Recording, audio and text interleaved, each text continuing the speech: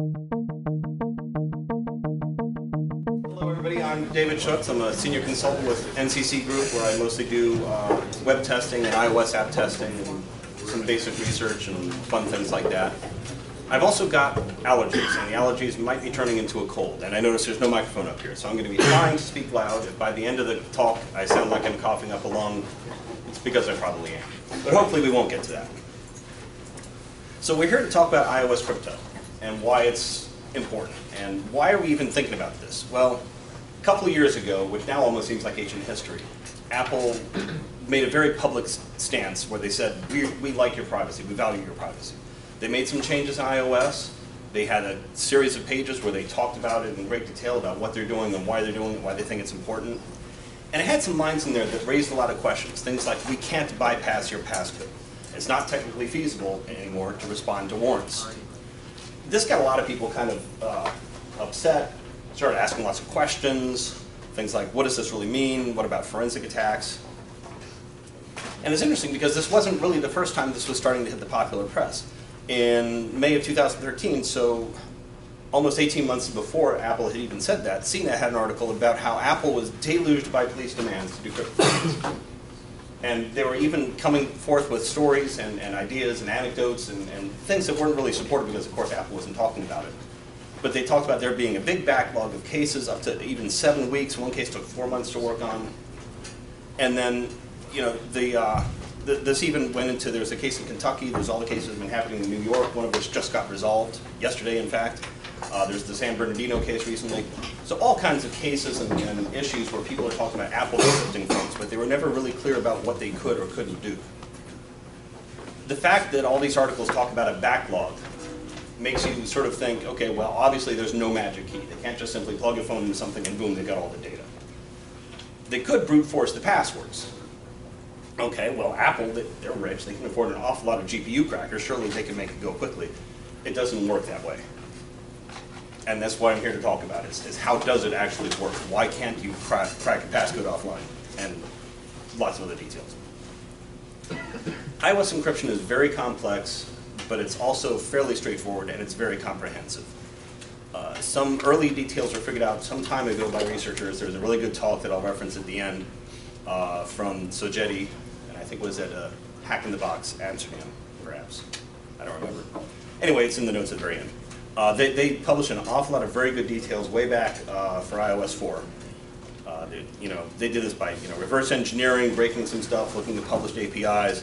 And then in May 2012, Apple kind of put their cards on the table, and they started publishing an iOS security white paper, which is a fantastic document. It doesn't go into code-level detail, but it gives very good information about how encryption works, Apple Pay, Touch ID, all kinds of information, all about the deep guts of security on iOS devices. So definitely check those out if you like this stuff.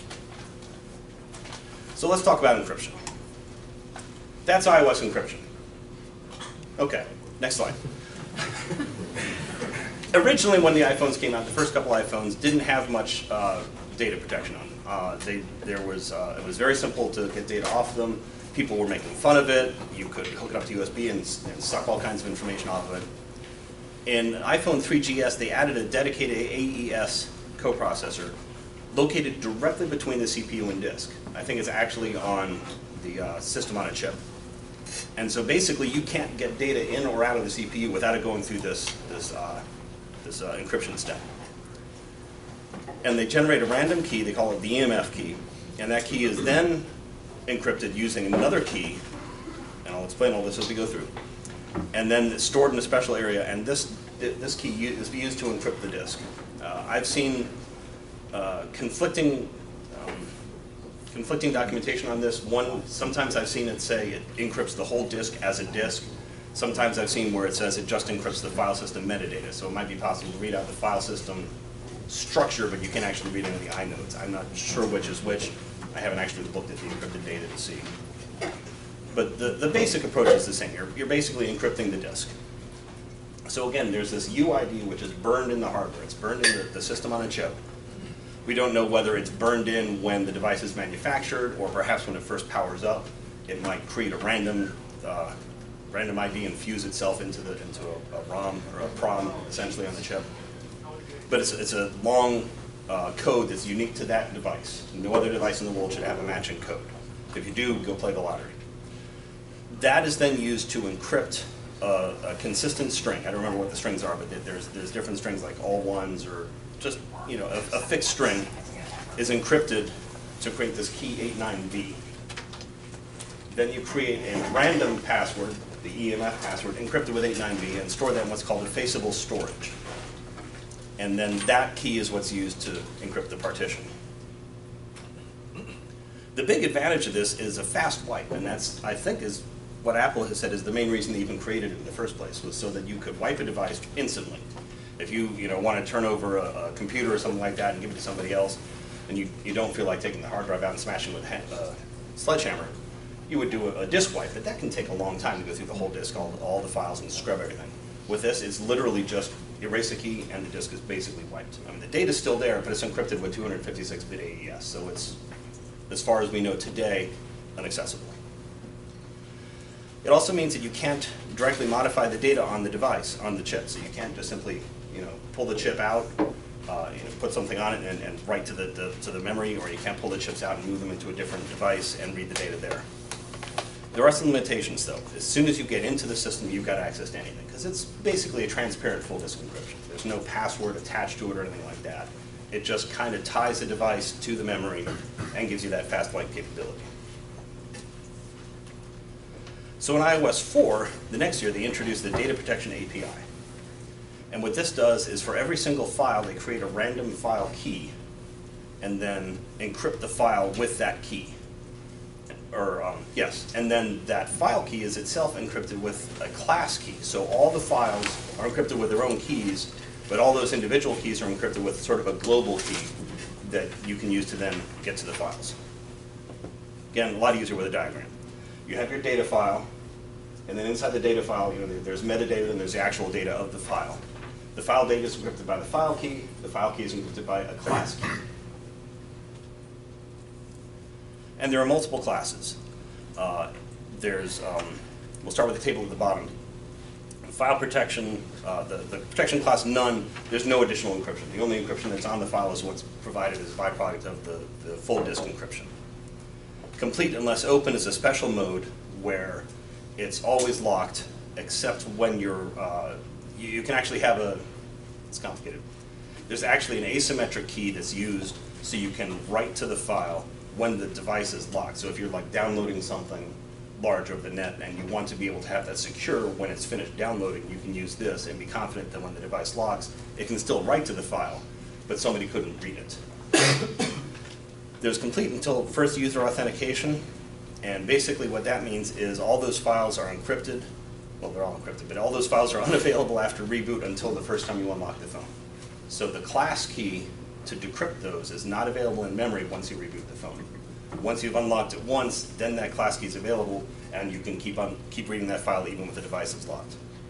And then there's file system complete, which means that as soon as you lock the device, that file is no longer accessible. The class key that decrypts complete file protection complete files, that class key is dropped from memory as soon as you lock the device.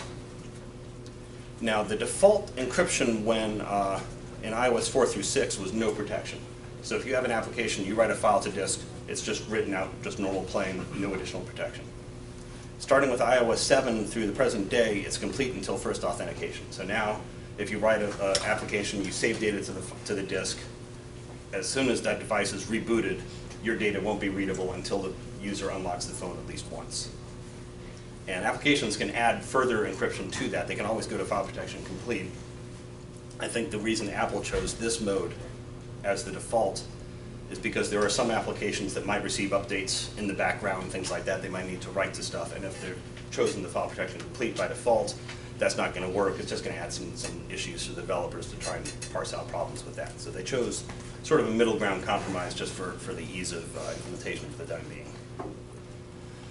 And then most system apps, up until iOS 7, up until including iOS 7, used none. So most of the data that even the Apple applications kind of did the same thing. They still wrote to disk and they were still using the default protection of none. So I mentioned the different class keys. So again, you've got files with file keys that are encrypted by class keys. There's multiple classes. You saw the 4 file protection classes on the previous slide. There's a similar number of protections for keychain items. Protect until first authentication, protect always, things like that.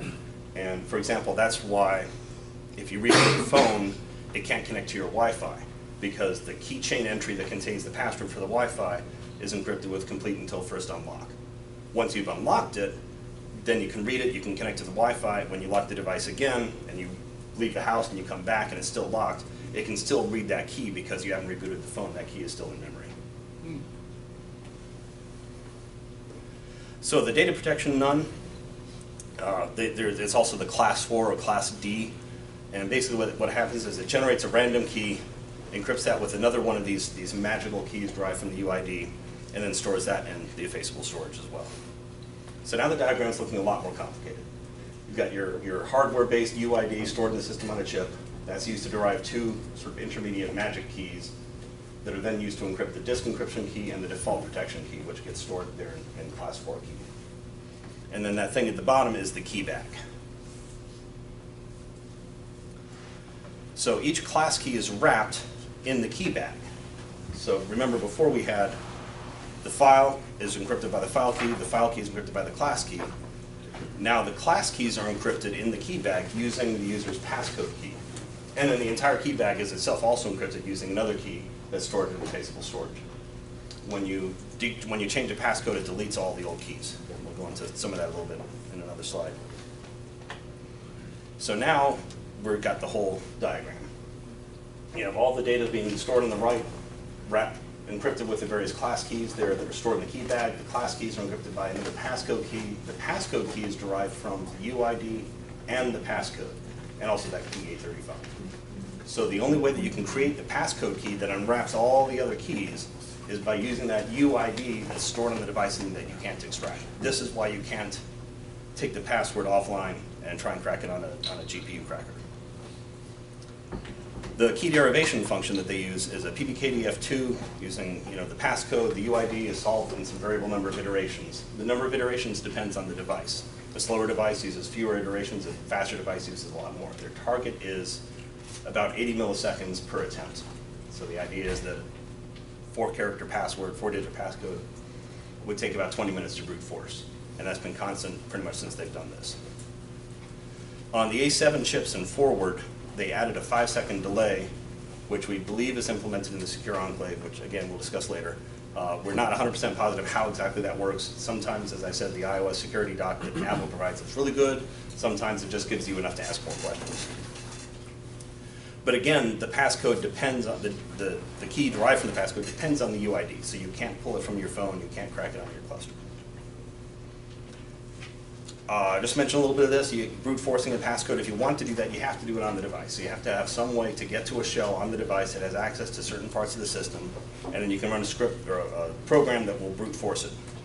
We used to be able to do this, to just people like us, because there used to be a boot Rom bug that would let us boot an untrusted image, and then there were utilities out there that we could crack it. That's how we know it takes about 20 minutes for a 4-digit password. Haven't been able to do that for some years now. Again, it's about 80 milliseconds per attempt, but the 5-second delay that they've added now means you multiply by about 62, which is great until you think about the fact that it takes a 6-digit passcode from a day to 2 months. 2 months seems like a long time, and it is a long time to have a little robot sitting there punching buttons, but it's still certainly something that the law enforcement community or a hostile government, they'd be happy to spend that time, or even a hostile corporate enemy, competitor. Competitor is the word I was looking for. There's also an attempt escalation and auto wipe, but as far as I understand, those are part of the UI. So really what's happening is the UI kind of says, okay, here's a passcode, is it right? It's not right? Okay. Then the next time you got to wait 10 seconds to enter it again, you got to wait a minute, you got to wait 15 minutes, and you have to wait an hour. And then after 10 incorrect passcodes, it'll wipe the device. But the choice to determine whether or not you do that is a user choice. It's a preference that can be set in the UI. So the UI still has a little bit of control over how this works. When you boot from an external image, there's no limits. So you can just keep trying and trying as much as you can. So when you lock the device, I mentioned a little bit about this before, the file protection complete key is removed from RAM, which means any file that's encrypted with that file protection complete file is now no longer readable. So as soon as you lock the device, you can't read those files. And you can see this if you're on a jailbroken device. You can be shelled in, you can cat a file, you read a cat file, you read it, hit the lock button, cat a file, and you actually get a disk error. So you can't read it as soon as you lock it. It takes a second or two, but it pretty much happens right away. The other keys remain present in memory, which gives you the access to Wi-Fi and certain other features. Lets you see the contact information when your phone rings.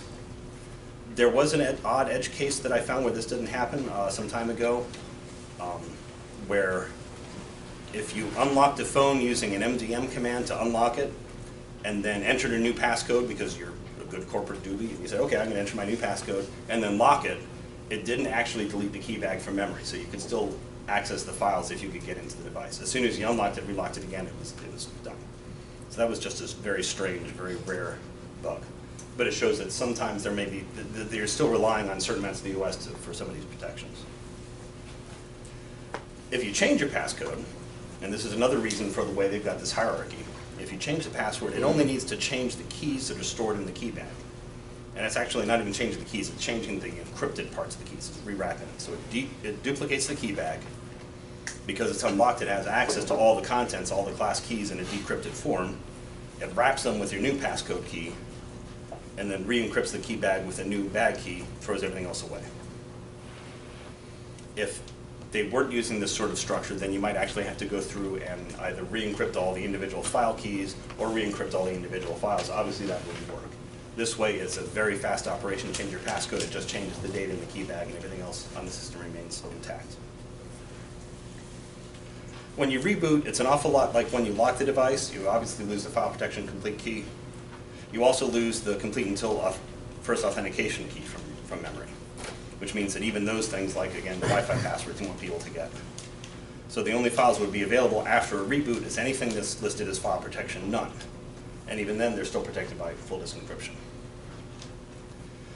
And then finally, if you wipe the device, the effaceable storage, I'm never sure how to pronounce that. The storage is wiped, and that destroys your D key, which means all the file protection none keys files are no longer readable. Destroys the bag key, which means you can't decrypt the key bag, and it also destroys the EMF key, which means you can't decrypt the file system anyway. So when you hit wipe, it really wipes. You're just not going to get the data. So a quick recap. You have the file. The file is encrypted with a file key. The file key is encrypted with a class key. The class key is then stored in the key bag, and that's encrypted using a passcode that's derived from your UID, your passcode, and the key 835 on the system. The entire key bag is then also encrypted with a bag 1 key that's stored in effaceable storage. And then the EMF key and all these other keys are eventually derived from the UID, which is burned into the chip and inaccessible outside the device.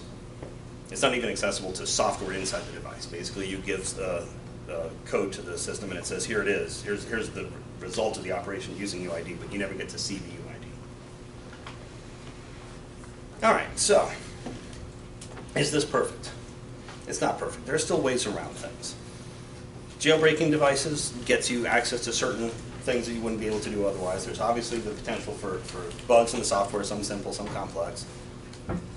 Forensics tools can get a certain amounts of data, special things you can do at the boot level, and then of course you can just skip the phone and go straight to the cloud. So we'll talk about all these here. Jailbreaking, of course, it's exploiting bugs in the operating system. You're hacking your phone. And nowadays you're hacking your phone using something that came from hackers overseas, which may or may not be a good thing. I'm obviously a very US-centric view, but yes, you're hacking your phone with people from China. That's the way it is these days. I guess it used to be Canadians or Germans, but now it's Chinese. At any rate, you're trusting some person you don't know to run an exploit on your phone and hack it so you can do things that degrade the security, and you're also degrading your security by letting a hacker hack your phone in the first place. So, good idea, bad idea, I don't know. I used to run a jailbroken phone for a long time because I was on T-Mobile and they didn't support T-Mobile yet. But now I only use jailbreaking for research. And what it does when you jailbreak, it bypasses your code signing, bypasses the sandboxes to protect data from being read by different applications. And it obviously needs to modify the file system in order to be persistent, so that the jailbreak will still be there when you reboot the phone. But the jailbreaking process, the actual act of jailbreaking, can't bypass the crypto on a locked device. So we always hear a lot of people saying, hey, well, of course you can just break through the phone. You know, teenagers have been doing jailbreaks for years, but that's not the same thing. Once the phone's locked, you've got all these very strong crypto protections that you need to get past in order to do anything. Usually when you're jailbreaking, you have to unlock the device, install stuff, reboot the device, sometimes reboot 2 or 3 different times. All those things involve the crypto that the jailbreak is going to be able to get past while it's, before it's done. And remember that when you're jailbreaking, there's a much larger attack surface. Any app or service that's running on the phone is a potential endpoint for a vulnerability, for a code execution attack, for anything like that that will let you get into it. When the phone's locked, there's much less surface for you to attack. So what about bugs? This is the other thing I always hear about is people say, well, look at that lock screen bypass that just showed up. You can do this crazy thing and call Siri, and now you can read their contacts. Well, really what your lock screen bypasses are doing is they're moving from one app to another. You're not actually unlocking the phone. The crypto is still in place. It's still locked, per se.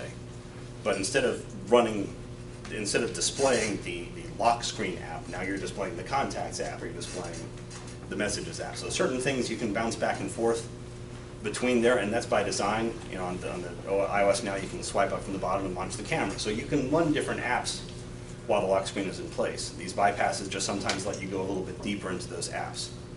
But you're still limited in what data you can see. The data that you see still has to be available when the device is locked. And so if you know, even if you get out to a springboard and are able to launch another app, which I don't think there's been a lock screen that lets you do that yet, even if you could, if that app used file protection complete, you wouldn't be able to read any of that data either. And then of course these are usually fixed pretty quickly by Apple. There's also the potential for malicious apps either coming from the App Store, which sometimes sneak by, or nowadays you're seeing a lot more people side-loading apps. They find ways to get cracked apps and wrap it with an enterprise cert to install on your phone. You don't need the App Store. Sometimes those can have bugs in them or exploits in them that attack bugs. And there's always the potential for other OS level problems that we're not really thinking about or haven't seen much of yet. There's also forensic capabilities, but there's no real magic channel for forensics. You can't just simply plug something in and it automatically finds everything. A lot of times they're using the same bugs that we already know about in the community. The tricks that they use, the methods that they use aren't really well discussed. And a lot of times even the capabilities are sometimes kind of vaguely defined on the web page. So he's like, it says, oh, we can do this. And you scroll down, all these features, these things only apply to this phone. So there are certain features there that are good, some that are hard to really understand whether they're there or not. But ultimately, if you have a locked device, these tools still face the same obstacles that you and I will. If the phone is locked, but the crypto is still in place, then these things still can't get at them. If it's an unlocked device, then yeah, there are some hidden or little understood features that allow you to get certain access from the device, and once they can get certain databases, they can pull off all kinds of things, all kinds of photo information, things that you think are deleted but are still kind of just still hidden in system databases, stuff like that. So there is a treasure trove of information when the device is unlocked. When it's locked, there's very little that they can get off. And then booting a new OS. You know, for a regular computer, you hook up a USB drive to the outside, you reboot coming off of that, or a CD-ROM or something like that, you boot a different OS, now you can attack the file system. The way that boots work on iOS devices is they have multiple stages. There's the low-level boot, which starts off, that's stored in the boot ROM. That starts up another process called iBoot, and it checks the signature before it starts it. So if the signature of the iBoot image doesn't match an appropriate signature with a CA chain that goes back to Apple, then it won't boot. And then once iBoot runs, it loads the kernel and actually boots the OS and does similar signature checks. And the OS image, when you install it from Apple, so if you download an update, the operating system image is also encrypted using a key that's unique to each kind of device. It's called the GID key, and just like the UID, it's burned into the silicon when they create the device. So if you can figure out what the GID is for an iPhone 6, then you can decrypt iPhone 6 firmwares. But if you can't get that code, then you can't decrypt that firmware. And then there were some bugs on early devices. They fixed it in the iPhone 4S, but up till iPhone 4 and iPad 1, there was a bug in the boot ROM that allowed you to boot an untrusted, unsigned image. Basically, there was just a way to screw with the signature validation process, and it skipped right over, and you could boot the image. And that's how we were able to, in the past, boot off an external image, get to a shell, and actually run passcode cracks. I was using that, but that hasn't worked since, I can never remember what the years are, but 4 or 5 years now. And then of course there's the cloud. Many apps now have server-side data components. Most of the apps that I check for my job, most of the data is online. Most frequently they're just very thin veneers of apps. A lot of times it's just a web app, sort of in a window in an application. And all the data is stored up on a server. Recently Apple started providing some basic app data storage for free. So if you're a developer and you have an app, you have a certain amount of data that your app can just store on iCloud for no cost or very little cost. Of course, users can have their own iCloud accounts where they can store lots of information, all their iWork apps and stuff like that. Third-party storage, and then of course the applications themselves might have their own back-end service that they connect to. So if you can't unlock the phone, just go to the net. And then finally, Mdm and syncing. When you sync a device to iTunes, all the data is obviously synced to iTunes, especially if you do an actual backup. So your calendar, your contacts, your application data, all that stuff gets stored on the device. And you can read that unless you've encrypted the data. If you've encrypted the backup, then there's another encryption step that's difficult to get past that you now need to go through in order to read that backup data. Also, the most sensitive information on the device, the keychain, isn't backed up to the desktop unless you're using encrypted backups. It used to be also that you could take the pairing record off of a desktop, move it to another desktop, and then read that person's phone. So if you had an office mate that always left their computer unlocked, or if you were in a environment where you share computers, you could you could log into their computer anyway as yourself, get to where the pairing records were stored, take that off, copy it to your machine, then the next time he leaves his phone lying on the desk when he goes out to lunch, you just hook it up and pull up a free software that you can pull down off the internet and read almost all the data that's in all of his apps, because now that phone trusts your computer, you can get at the data. In iOS 8, I believe it was, they actually closed a lot of these holes, so now you can't simply use these free or low-cost software. It was like things like iExplorer and stuff like that. You can't use those to navigate the whole file system. You can only navigate to certain folders on certain applications, which is great for users, lousy for me, but that's what it is. And then mobile device management, MDM. If a phone is enrolled and configured appropriately, you can unlock a device remotely. You can send a signal from the MDM server to the device. It sees it, it says okay, and it unlocks. It actually wipes the key out, so now the key bag is wide open, and then you can no longer lock it with a password. But to do that, you obviously need to be able to talk to the device. You need Wi-Fi or cellular access. If the phone's been rebooted, there's no Wi-Fi. If the phone doesn't have a data plan activated, then there's no cellular data and you can't get to it. If it's an iPod Touch or an iPad without cellular data, then again, you can't access it on MDM. So it's a great way to do it if you've got access to it, but you have to have an active network connection in order to send that command. So that's how we got to where we are. Now, it's been getting a lot more attention lately. This used to be pretty arcane, pretty much of interest to geeks like us, people in the security community. Why has this been a big deal now since it's been so stable since iOS 4? And really there's three things that have been changing in the last couple of years. There have been some changes to software, some changes to hardware, and a very public change to their policy on privacy. And a lot of this was probably driven by some of what happened after the Snowden revelations. So in iOS 7, I mentioned before that the default for applications was none. And then starting with iOS 7, the third-party apps was complete until first unlock.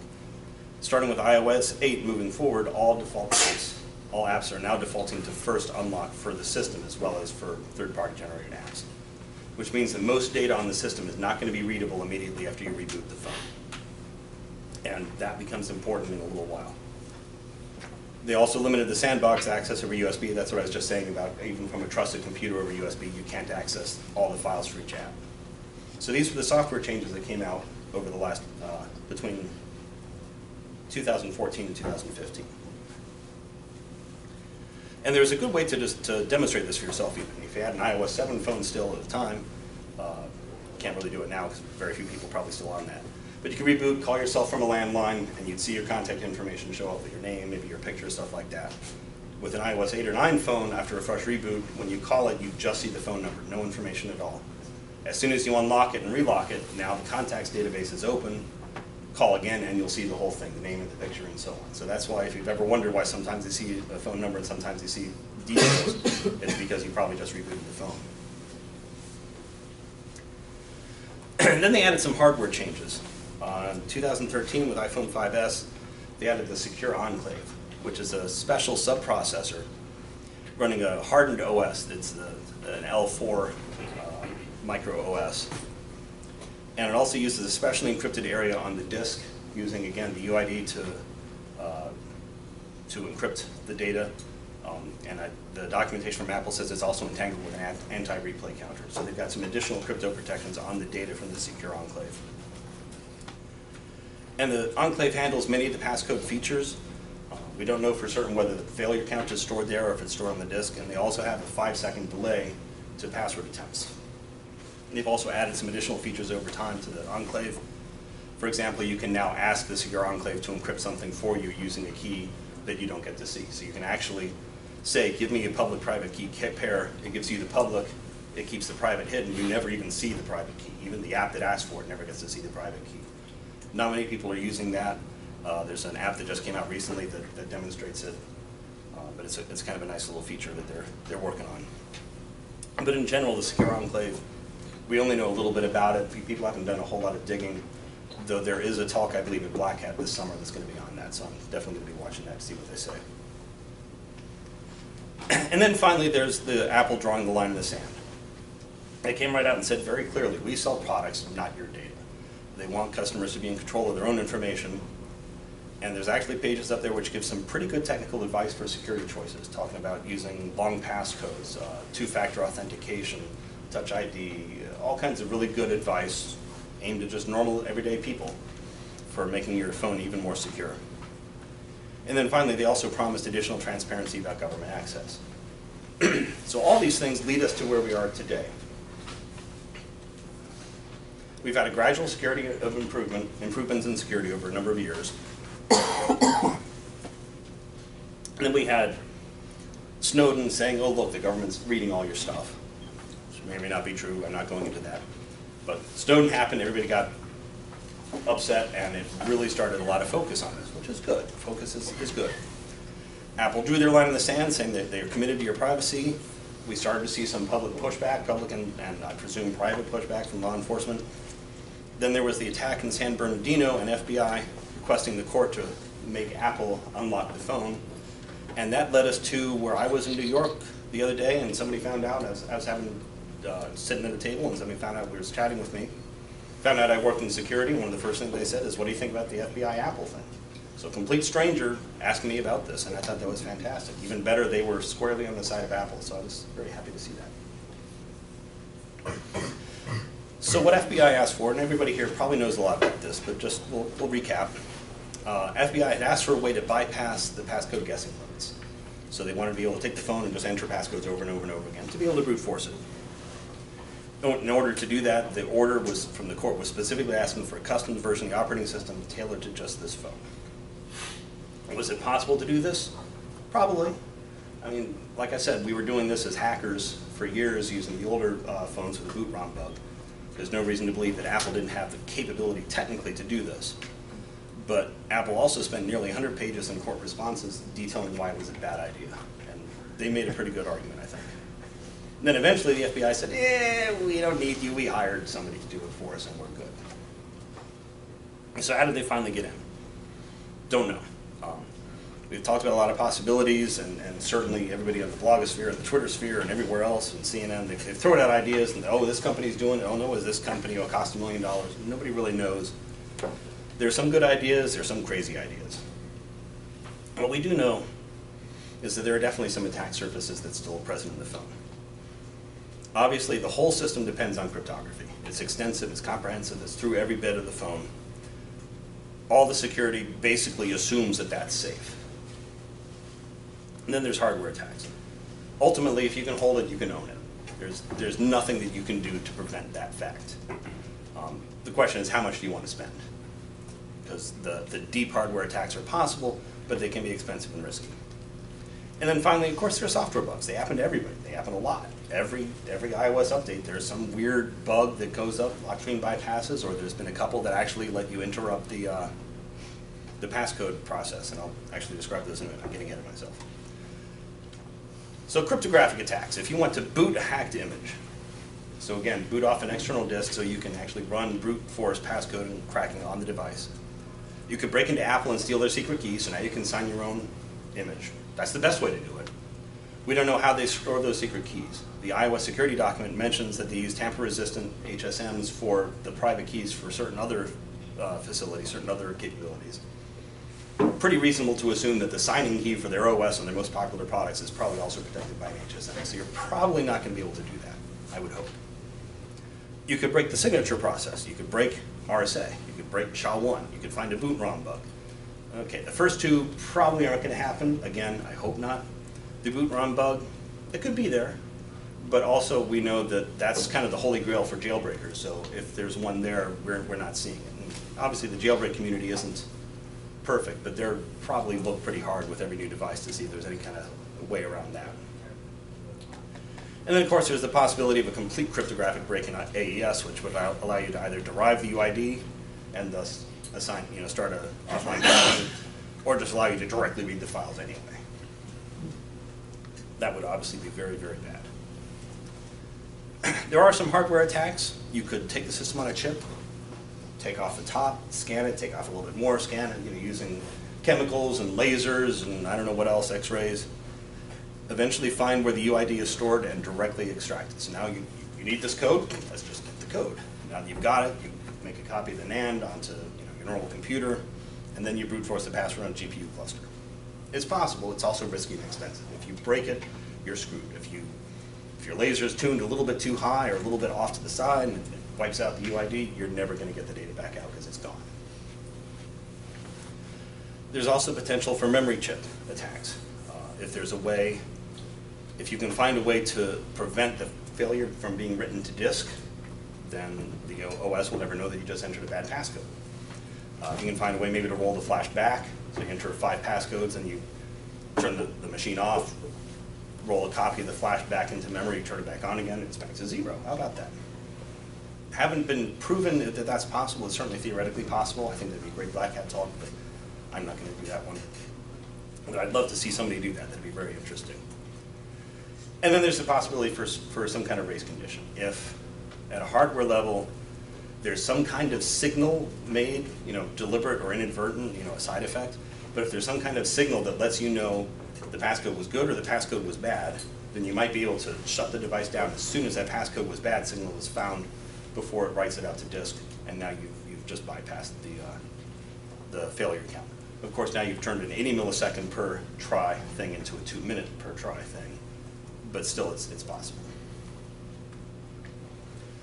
You might be able to find the same race condition in software. There's actually a bug a year or two ago where there was some kind of a visual indication on the screen that the passcode was bad, and they actually had a little robot that would tap away the things and a little camera in one spot on the screen, and as soon as the bad password was entered, the camera would discover this little indication and immediately power the phone down, then you power it back up again.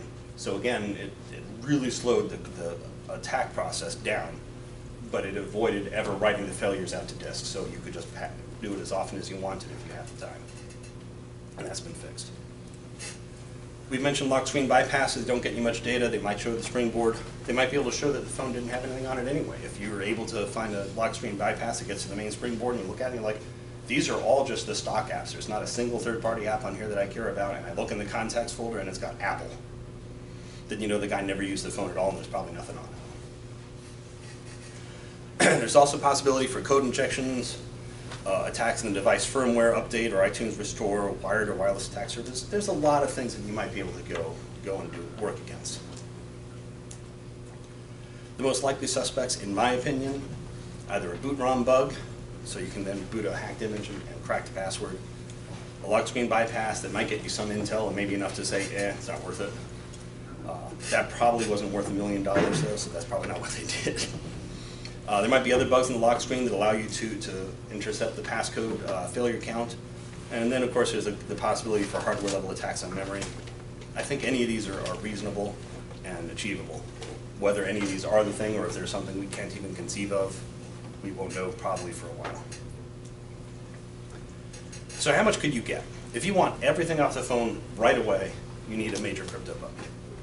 If you want everything on the phone eventually, you need some way to interrupt the passcode failure tracking and using some kind of hardware software attacks, but you've got to brute force it, so that could take a while. If you want just simple general intel, lock screen bypass. So what does this mean for you and me? Well, again, there's really good advice on Apple's privacy pages. Terrific information about what to do, how to secure it, good best practices, two-factor authentication.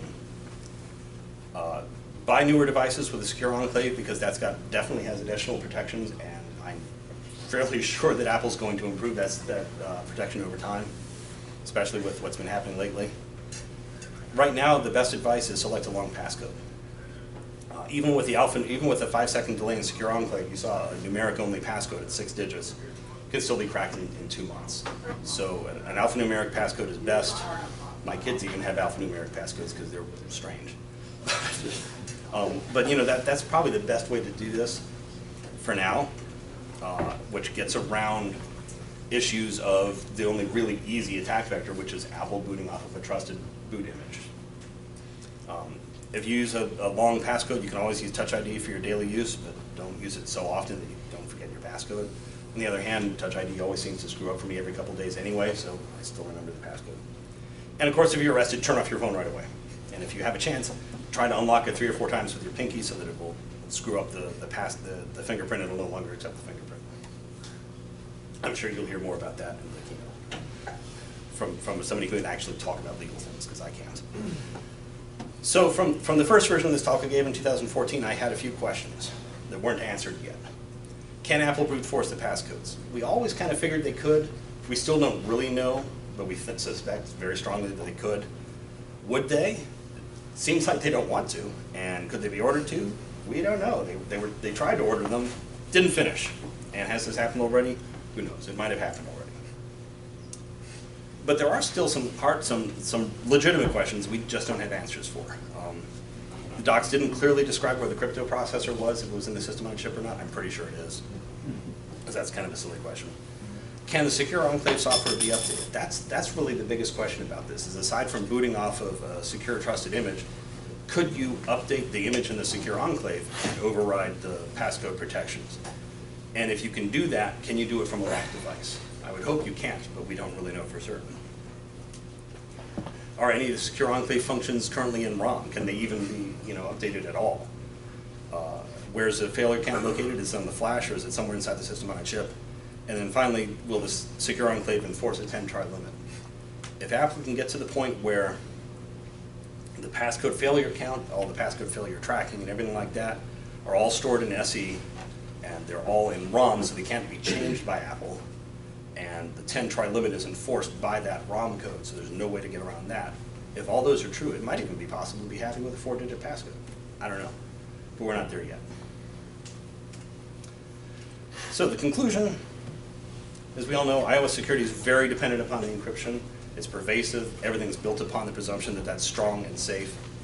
It's complicated. It's comprehensive. As far as I know, there's no real well-known design flaws in this. Certainly, I haven't seen anybody say, oh, well, if they'd done this, it would be better, but they chose this algorithm, and so there's a problem. Haven't seen anything like that. Bypassing the protection, therefore, depends on breaking the passcode, which you can do with very expensive hardware attacks. You can do with software bugs that are kind of short-lived, and it's still a slow process, especially if you have a long passcode. Or you can just break crypto in general, which breaks everything in the world, and we're completely hosed. And so the best thing is just to fight back with a strong passcode. So I mentioned a couple references that the iOS security paper, they tend to update that in the fall usually, sometimes in the spring as well. Very good paper. Unfortunately, it's very generically named, so you'll eventually find it if you Google for it, and it's available at Apple. There's the Schuetz talk I mentioned from Hack in the Box Amsterdam in 2011, so that's 5 years ago now. And that goes into an awful lot of detail about how all this works. They were some of the first people to publicly describe a lot of this.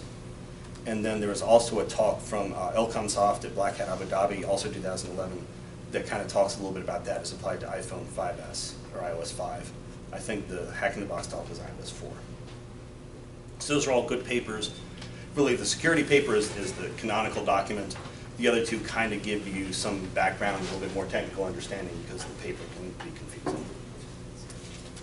So that's it. Thank you for your time, and we've got a couple minutes for questions. Yes? Is the iOS kernel also encrypted on the disk, or at what point I guess can we just execute that code? The question was, is the iOS kernel, is the OS in general encrypted as well, and at what point does that get decrypted? There's a lot of additional nuances and capabilities that I didn't really go into here. The disk is split into two partitions, a system partition and a data partition. The EMF key described talks about encrypting the data partition. The system partition, which has changed over time, I think currently it's a 2 gig partition, is itself encrypted using a different key, and that's also derived from UID and so on. And you had one? No? Anything else? Yes? So after seeing a lot of the talks between FBI and Apple, it just seems like both sides, whether it's the government or the Justice Department and Apple, they're in their own bubble, right? So no one really wants to budge. And a lot of the arguments I've seen and heard about, let's say on the Justice Department side, is that, oh, what if it was your kid in San Bernardino? Would you want this to happen? Or, oh, what if it's a child, molester? Would you want them to get away with it if you're on their iPhone? And then Apple obviously takes the side of we want to sell devices and technology, not your privacy. Is there a middle ground? And what I mean by that is definitely not key escrow, because crypto wars, both of them did not work out for the government's favor, but is there a middle ground that you can think of a strategy or anything like that to say okay, maybe we can work together? Because maybe I'm just very optimistic in humanity, but there's got to be a way, or there's got to be a solution out there to kind of find a middle ground between the two. Yeah, so the question for the recording is, the Department of Justice and FBI and Apple in their own bubble, each side is intransigent. Is there a middle ground that allows you to have this capability to protect against kidnapped kids or child porn and yet not impose everybody else's rights? And if there is a middle ground, and I knew it, I wouldn't be speaking cons like this, I'd be making a lot more money. I don't think there is. You mentioned key escrow. Key escrow was pretty well destroyed with the Clipper chip years ago, and they talk about it again. And really, key escrow depends on storing keys securely, and we've proven again and again and again, we can't do that.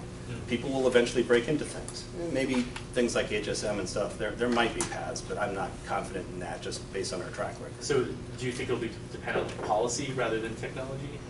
I'd hate to see it become dependent on policy, because eventually policies will all default to governments have control. So unfortunately, this may be one of the situations where the tech just has to win because it's the safest approach. But that's all that's a political policy, legal question that I'm really not even remotely qualified to talk about, other than my opinion, which you can probably guess is more on the Apple side. Yes? So I know it will be inconvenient for Apple, but let's say that phone was running the latest iteration of iOS 8, and Apple could say, okay, we can hack this, but then or government wants Apple to hack this, but then they can immediately release a software patch for that specific method that they use. Would that be possible, feasible? Could. So the question, it sounds like, if Apple were forced to use some kind of, not backdoor, some kind of weakness to break the passcode on a device, could they succumb to the acquiesce to the court order, do it, and then immediately issue a patch to protect everybody else? It depends on where that weakness was, what they were doing. If the weakness they exploited was, excuse me, if it was because of the boot image question, then they can't really patch that because they have to be able to boot. If it was because of some other things, then yeah, they might be able to change things. And again, with the possibilities I raised about the secure enclave, if the backoff code and the timeouts and stuff like that are stored in the secure enclave, but that code is modifiable, then yes, I could see them maybe being told, fix the secure enclave, or abuse the secure enclave so you can crack the passcode, and they say, okay, that's great. New phones now, it's in ROM, we can't change it ever. That might be a path that will happen. I don't know if they will or not. That's kind of where I would like to see it go. I only think about this part-time. So, all the way over there. In Matt Blazes and others' testimony recently in Congress about this issue, the, maybe not explicit, but the general consensus kind of seemed to shift towards, well, let's just let each group play the role. Apple tries to secure their devices as much as they can, and we give the FBI, you know, more resources so they can hire better hackers, and they just try to hack it as much as they can. Cat and mouse. Yeah. What do you feel about that situation? What do I feel about the idea of a cat and mouse détente, as it were, between government and tech? And that's really kind of exactly the way I feel. You know, there are stories, maybe apocryphal from years back, of the government getting access to things like Western Union and stuff like that, and so they'll get extra copies of telegrams. And certainly there's documented cases of the British doing that, you know, pulling stuff off the cables. You know, and there's always been that question of, you know, does a company want to feel patriotic and help their country, and they kind of give these things on the side on an unofficial basis. If they want to do that, that's their choice. I have no problem with that. It's for a noble cause. Great. On the other hand, in these days, if they do it and it's found out, they're going to be crucified in the media, so they probably don't ever want to do that again, even privately under the table. But I think it should be a back and forth. I think the government has their needs. They do what they want to do. The private industry has their needs and their desires. They do what they want to do. If they want to help, fine, but they shouldn't be compelled to help. They shouldn't be compelled to do the government's job for them. But these are just my opinions. So. Anything else? All right, thank you very much.